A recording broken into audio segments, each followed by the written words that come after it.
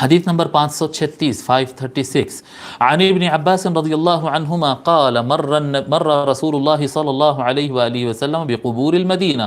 حضرت عبداللہ ابن عباس رضی اللہ تعالیٰ عنہ روایت فرماتے ہیں کہ رسول اللہ صلی اللہ علیہ وآلہ وسلم مدینے کے قبرستان کے پاس سے گزرے. مدینہ شریف میں قبور تھے، مزارات تھے، قبور تھے، وہاں سے آقا علیہ الصلوۃ والسلام گزرے. فاقبل علیہم بوجہہ، تو حضور صلی اللہ علیہ وآلہ وسلم ان کی طرف چہرہ کر ان کی طرف پلٹ کر فرمائے، کیا فرمائے؟ السلام علیکم یا اہل القبور یغفر اللہ لنا ولکم، اے قبر والو تم پر سلام ہو. السلام علیکم یا اہل القبور، اے قبر والو تم پر سلام ہو. یغفر اللہ لنا ولکم، اللہ تبارک و تعالی ہماری اور تمہاری مغفرت فرمائے، بخشش فرمائے.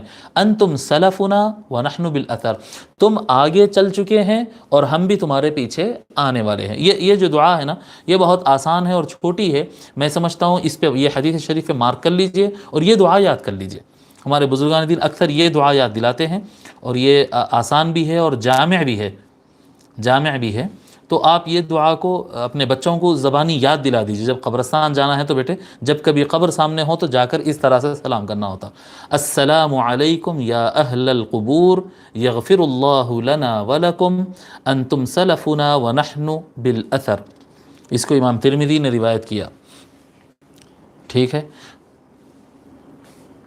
یہی روایت حضرت عبداللہ ابن عباس رضی اللہ عنہ سے بھی مروی ہے، اور کیا کہتے ہیں حضرت سیدنا بریدہ اور حضرت سیدتنا ام المؤمنین ام عائشہ رضی اللہ عنہ سب سے مروی ہے یہ.